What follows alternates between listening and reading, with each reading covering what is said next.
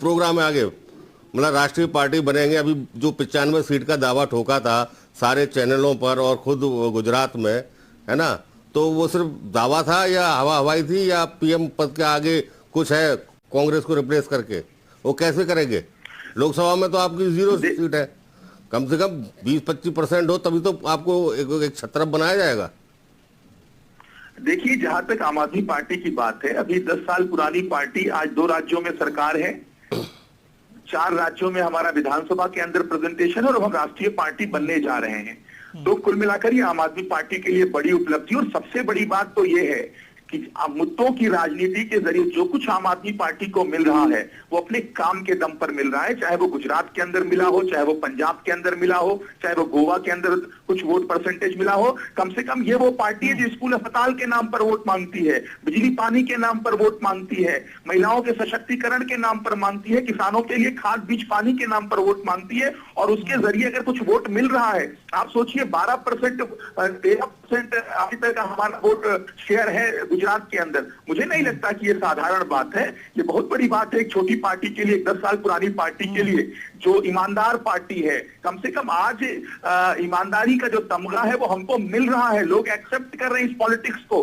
सबसे बड़ी बात है कि ईमानदारी की राजनीति को, काम की राजनीति को, मुद्दों की राजनीति को देश के अंदर स्थान मिल रहा है। गुजरात के लोगों ने स्थान दिया, गोवा के लोगों ने स्थान, सबसे बड़ी उपलब्धि आम आदमी पार्टी के लिए दी है, और देश की राजनीति भी अब सकारात्मक दिशा में घूम सकती है, ये भी है। और तीसरी जो सबसे इंपॉर्टेंट बात यह है कि जहां एक तरफ ये लग रहा था कि अब कांग्रेस के सारे ही सारी विपक्ष की राजनीति थी, अब ऐसा नहीं है। अब एक तीसरी धारा आम आदमी पार्टी के रूप में निकली है, जो उम्मीद की किरण बनी है, जो 4 राज्यों में फैल चुकी है। अब वो धीरे धीरे राष्ट्रीय पार्टी बनने के बाद राज्य दर राज्य आम आदमी पार्टी सकारात्मक, सशक्त और व्यवहारिक विपक्ष के रूप में अपनी भूमिका सुनिश्चित करेगी। ये पूरे देश की जनता देख रही है। मुझे लगता है आज का दिन साधारण दिन नहीं है। इमरान जी, मुझे जो बात समझ में आ रही है वो ये है कि गुजरात चुनाव के बारे में आपको भी पता था, आपके नेताओं को भी पता था कि हम यहां पर सरकार नहीं बनाने जा रहे हैं, लेकिन बड़े बड़े दावे इसलिए किए गए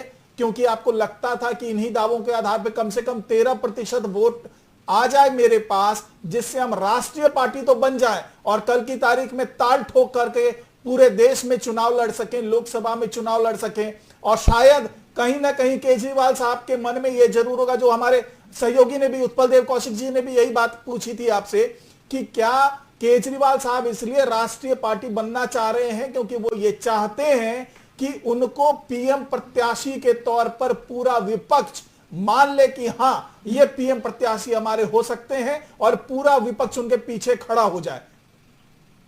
नहीं, ये कहना तो बहुत जल्दबाजी होगी, और ऐसा मुझे नहीं लगता कि इस तरह की कोई इच्छा जो है अरविंद केजरीवाल जी की है या आम आदमी पार्टी की है। लेकिन हाँ, जो हमने ये देखा कि जिस तरीके से केंद्र सरकार, भारतीय जनता पार्टी पूरे देश के अंदर निरंकुश है, जिस तरीके से ये लगता है कि भारतीय जनता पार्टी के सामने कोई विपक्ष मजबूत नहीं है, मुखर विपक्ष नहीं है, तो कम से कम वो जो एक वैक्यूम क्रिएट हुआ है देश की राजनीति में, उसे हम बिल्कुल भरना चाहते हैं। क्योंकि लोकतंत्र तभी मजबूत रहेगा जब एक मजबूत विपक्ष, एक ईमानदार विपक्ष, एक लड़ने वाला विपक्ष, एक आवाज उठाने वाला विपक्ष होगा।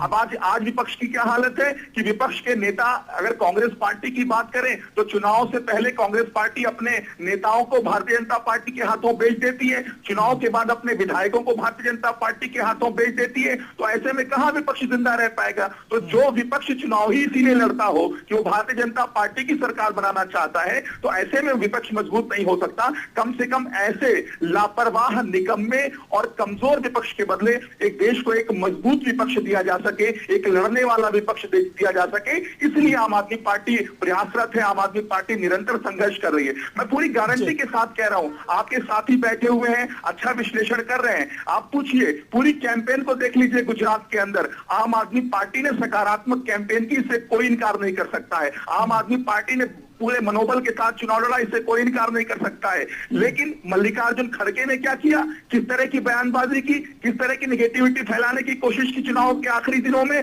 कि भारतीय जनता पार्टी को प्रत्यक्ष रूप से उसका फायदा हो। और आज वो दिख रहा है चुनाव के अंदर। तो जो कांग्रेस पार्टी भारतीय जनता पार्टी की मदद के लिए खड़ी है, रणनीतिक तौर पर भी, चुनाव में भी, चुनाव से पहले भी, चुनाव के बाद भी, उससे क्या उम्मीद करेंगे? पूरा देश जानता है कि कांग्रेस पार्टी से कोई उम्मीद नहीं रह गई है, ना तो देश को कांग्रेस पार्टी से कोई उम्मीद है और ना कांग्रेस पार्टी के अपने अंदर मतलब कोई उम्मीद इमरान बची जी, है। कांग्रेस पार्टी हाँ, वेंटिलेटर पे है। ठीक है इमरान जी, आपने तो बिल्कुल सांप और नेवले के बीच में दोस्ती करवा दी, ऐसा बता दिया कि सांप और नेवला दोनों एक दूसरे को सहयोग कर रहे हैं।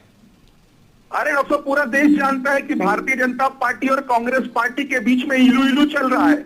मैं तो कह रहा हूं, गुजरात के अंदर आम आदमी पार्टी और भारतीय जनता पार्टी के जब ऐसा लगने लगा कि भाजपा को आम आदमी पार्टी चुनौती दे सकती है, मल्लिकार्जुन खड़गे जी अवतरित हो गए एक विवादित बयान देकर। आप देखिए, उन्होंने नरेंद्र मोदी जी के विषय में किस तरह की टिप्पणी की। उसके बाद मौका मिल गया भारतीय जनता पार्टी को अपने पक्ष में लोगों को पोलराइज करने के लिए। तो ये यही काम करते हैं, चुनाव के दरमियान भी, चुनाव से पहले भी, चुनाव के बाद भी।